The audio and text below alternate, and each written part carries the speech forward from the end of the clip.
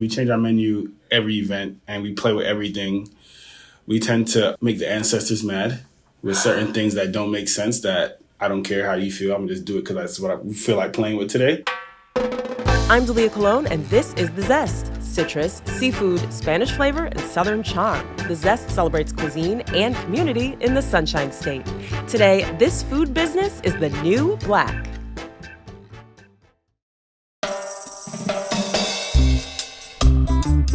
Today, we're hanging out with Kadean and Laures Dockery. They're the husband and wife team behind Our Noire Kitchen.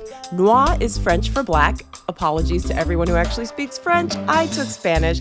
But they are a proud black-owned company. Kadean is the chef, and Laures runs the business side, and she takes all the great photos you see on their social media accounts. The pair run Our Noire Kitchen out of the business incubator Catapult Lakeland, and they travel with their food trailer throughout Central Florida for pop-up events, catering gigs, and private chef services.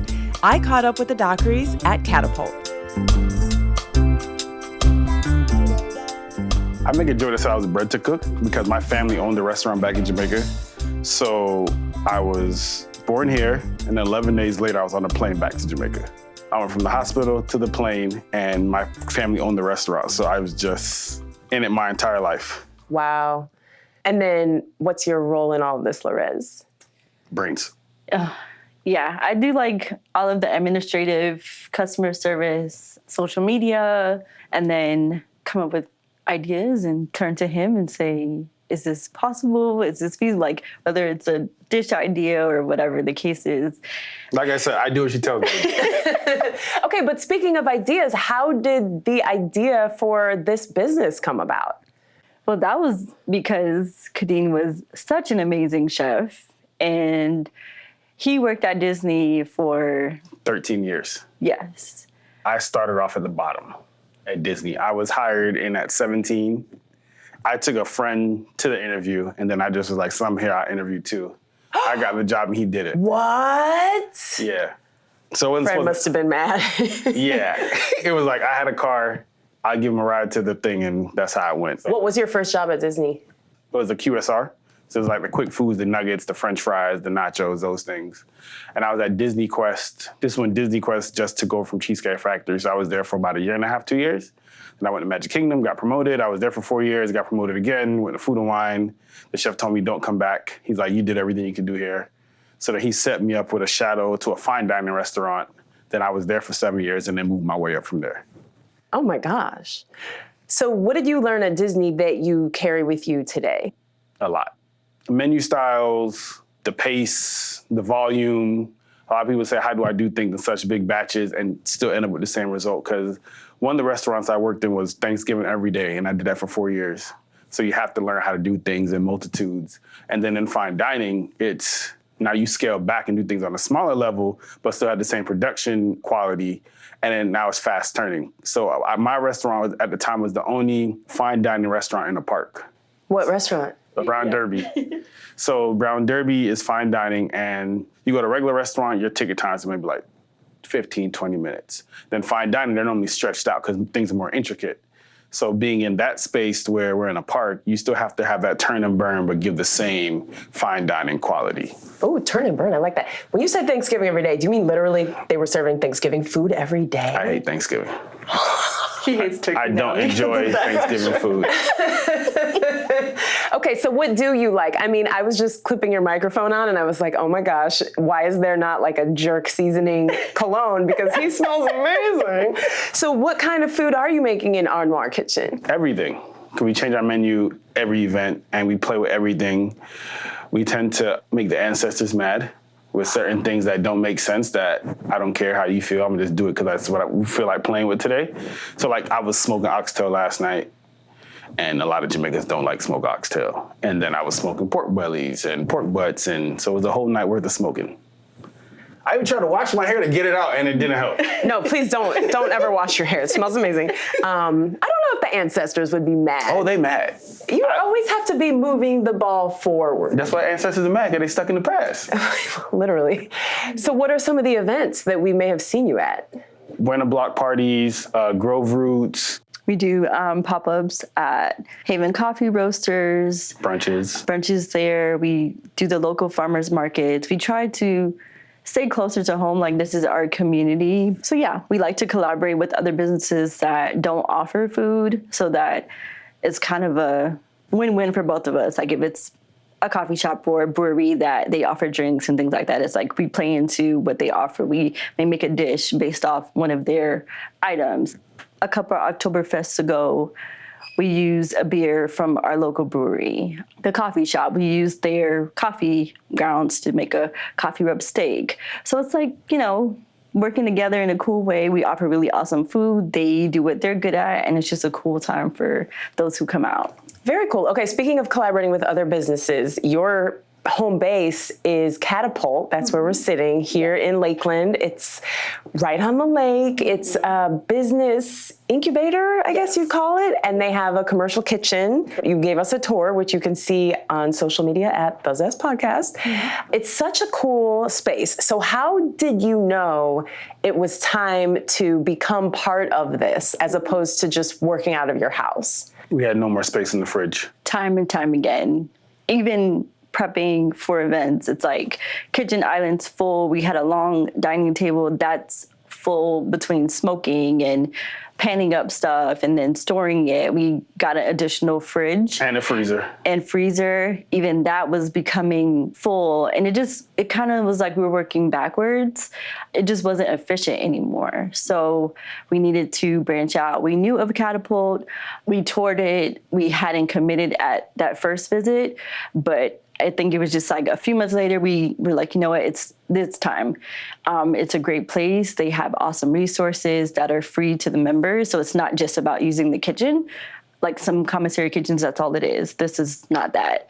They care about you running your business and offering expert help for financials, HR experts. They have marketing, branding. Yeah, they have so many different things that you can take away in addition to what you do for your business. Like for us, it's just prepping. So it's not, just that. That's a very good point, because it's not enough to just be a good cook.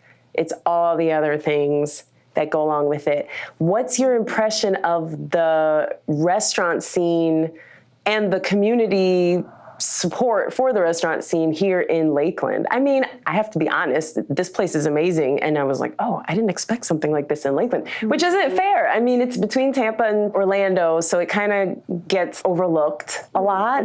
But Lakeland is incredible. Yeah. So what's been your impression? I say when we first started, seeing how certain things were connected, it was very interesting that this is a perfect place because you have a lot of people who are home chefs, bakers. You need somewhere to go. You need somewhere to scale your business, and you don't want to work from home anymore. So it answers that solution. I think they've had over 100 kitchen businesses that have come through Catapult over the years of them being here. So they are providing a solution for those who are in need in that way. Progressing forward now, it's cool to see like those who have come years ago and launched, and they're still here in Lakeland or Winter Haven. So obviously, they have that support from the community that is supporting them into a brick and mortar, So everybody's path is a little different. A lot of people ask us, when are we getting a restaurant? And that wasn't initially a first goal. It's not. It's just, we wanted a food trailer. We like the flexibility of being able to move around. Yeah, I think it just shows like there are different ways to go about success. And Catapult's part of our story in that way. That's really good. And I was going to ask you, why did you choose to go this route instead of a brick and mortar, or is this a stepping stone to a brick and mortar? But it seems like you found the right fit here. Yeah, I've been in enough restaurants and grew up in it to where it's like people just see the food come out and the front facing of a restaurant, but then all the things that go behind it is the stuff that either drive people crazy, like, oh my gosh, I'm way over my head with costs, expenses, building out a kitchen, the infrastructure with different things, and yeah, I'm good. I don't want that stress. Right, because here you have the support. Yeah. All right. So I have to ask you about the name. How did you come up with the name? Okay, a little bit of a backstory. We started during COVID. We're at home. He's furloughed. I finished school. My son's not going back to school because they said, hey, spring break is turning into forever you know? Don't remind me. It's right. Traumatized.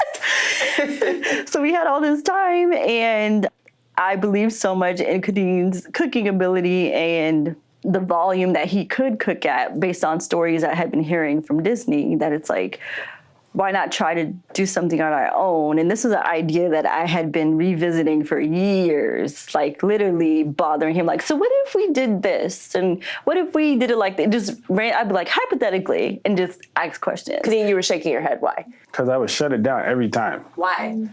Because I don't think she understood like how much she does now, like how much it takes. And since I grew up in that environment, I already knew. I was like, nah, I'm good.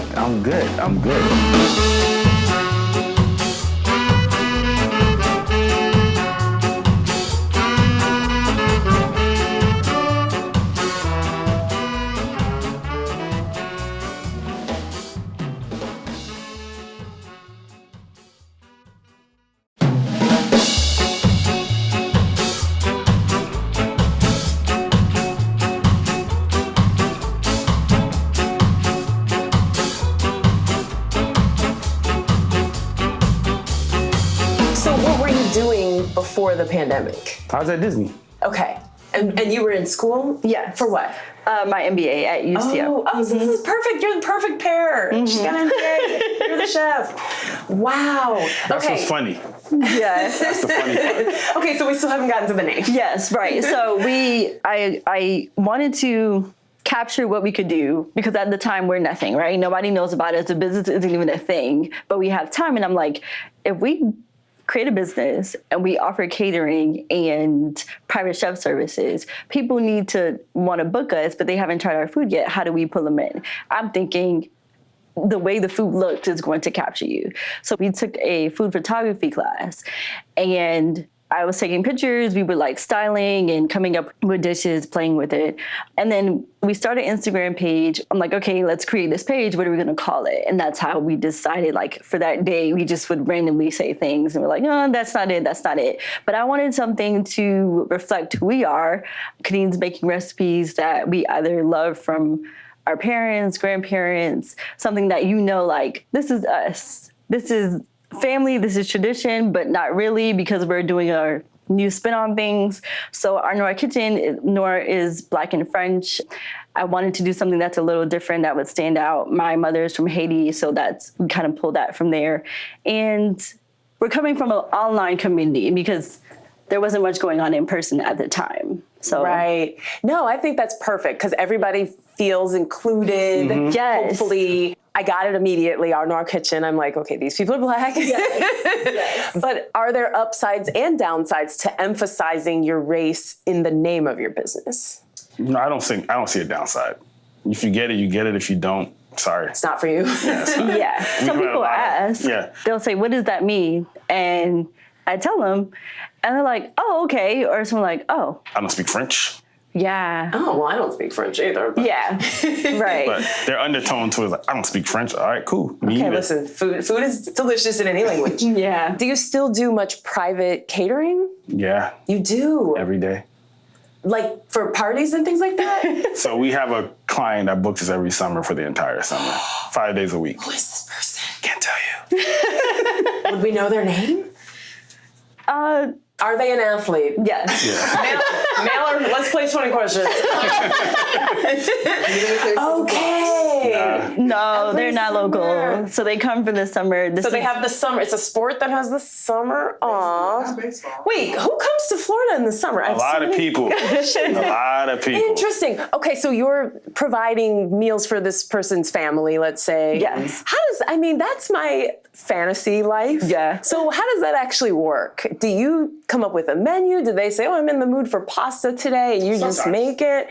Yeah. Like talk me through that life. So this is our third summer doing it with them. And basically we know what they like and don't like from a previous chef. So we got that laid out. And then for each week, we just propose menu items, because we make dinner for that night, and then we leave lunch for the next day. So it's, trying to find a good mix of things of what they like, but doesn't repeat, so it doesn't get boring for them. And then they just approve, or, hey, can we switch this for this, that kind of thing. And then from there, we just shop and then prep and serve while we're there. So you both are there? The first couple of years I was there more, but this past summer, not as much. So it's usually just Kadean that goes. It's a smaller family, so it's not like he's cooking for 10 people, And then you serve the food. Yeah. This is like Jeffrey on The Fresh Prince. Like, but That's a good way to put it. It's amazing, Yeah. but without the British accent. Wow, that is so cool. Okay, I'm not at that stage yet. Maybe one day I'll get there. But for those of us who maybe have a Christmas party once in a while, or a birthday where you don't want to be like working the party, how do we know when to hire someone and when to do it on our own? Because I feel like the moment when I realize maybe I should have gotten help is when it's too late and I'm in over my head. You get the food first. Yeah. Food first. What do you mean? Okay, you say, all right, I want to plan a party, my 30th birthday in 3 months. Instead of going through all your instead of doing all your decorations and find the place, you get your food first. Because a lot of people will be like, hey, I have a party on Friday. Can you do it? No, we're already booked. A lot of people don't understand that, like, caterers don't wait around for opportunities, because if we don't work, we don't make money. So we have to have things planned out in advance for ourselves. Like us, we're normally booked 3 months out. So there have been opportunities where we were able to accommodate a last minute situation, but more than likely we're not able to. So a lot of people always wait to get the caterers last. It's like, no, you want the food creates the vibe. You have good food, everybody's happy. You have bad food, everybody's walking around mumbling for the whole party. And sometimes when you wait too long, that's what you get, is the not so great food experiences. So it's convenient at that point, You just have to get something. But you have to just get, no shade to any restaurant, just a caterer. Like a chain or something. Yeah. So I would say, if it's going to be a bigger party and you really just want to be hands off and have the evening to not stress about the whole food part of it, when you host, you're doing everything. You're cooking, you're setting up, you're cleaning, you're trying to entertain, you're trying to make sure things are tidy as people are eating. So it's like, if you just want to show up to your house, basically, that's when you book someone to take care of those, because we have flexible options where it could be as easy as we just drop off the food and go and you do the rest. Or we can drop off, we can set up, we can stay and prep and cook in your home. That's like a true private chef experience. And then we serve. If you want to do a plated dinner, we do a nice buffet spread. If you want to do a buffet, it's a lot of options. And then we stay, we clean up, and your kitchen is spotless by the end of the evening. The cleaning up part is just worth every penny. Yes. Like you walk in, it's just like, wow. When the party's over, you just want to go to bed. Now, I want to ask if you have advice for people who maybe don't have it in their budget to hire Our Noire Kitchen. But I remember when I was a teenager, I used to babysit for this family, and sometimes they would hire me and my friend to do parties. Nothing on your level, but like I remember their son was being christened or something, and they wanted to just come home and have the food hot because they had people coming over. And so they hired us to just like heat up the food and set it out. And we were just teenagers. And I don't even think we stayed to clean up. And they just paid us like $50 or whatever. Yeah. But I thought, that's really smart, because it's something in between a professional, which we definitely weren't, but it's also not, you're coming home from the church and now you have to feed all these hungry people, and they're hungry right now. Yeah. So do you have any advice for people who can't quite hire someone but want to execute a little more smoothly? Yeah, I think that's a great solution. Again, flexibility is very big for us because I understand, you may not want to or have the budget, like you said, to do the full experience. And that's okay. We can meet you. She was a repeat customer, but she's like, hey, my daughter's graduation at this time. I just thought about her the whole time she was talking. Yeah, and it's like, can somebody let you in the house and you guys come in and do X, Y, Z and bring in the food? And I always take the approach of asking the customer, like, what are you interested in and what's your budget? Because I can work backwards and give you options that align with that. It doesn't have to be, this is our price and that's it. I can't do anything for you, Okay, that's good. It's like, I want us to both be happy about this. We don't want to feel like we just did way too much work for what it's worth, but I don't want you to feel like this is out my means and I can't do anything with whatever the quote says, you know? Right. So it's trying to find a way that makes everybody happy involved. Okay, so don't assume that you can't afford it. No, don't Correct. assume. Yes. Because it's your experience. So however you want your experience to be is how we're going to tailor it. I'm still stuck on these people with the private chef. I mean, that just sounds fabulous. I need to make friends with them. So what's next for you? Tomorrow.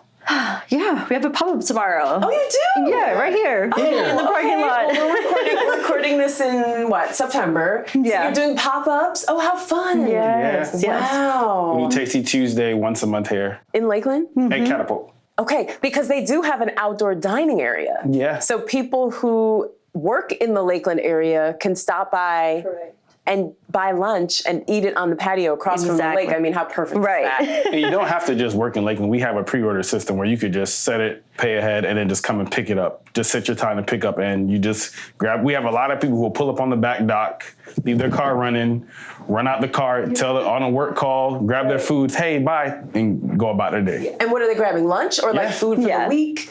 Just lunch. Okay. We had a Whatever few, we had yeah. for the menu for that day, you can nice. pre-order it, pay ahead, and then just go. Like you that's so pick the cool. time that you want to pick it up, and then we'll have it ready at that time for you. Oh, that's so cool.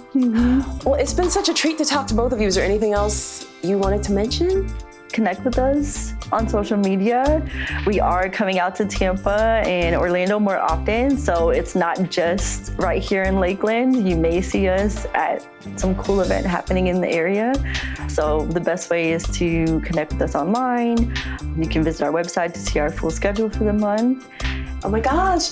Laures and Kadean, thank you so much. This You're was welcome. a treat. Thank you for having us. Sure, thank you for having us. Kadean and Laures Dockery are the couple behind Our Noire Kitchen.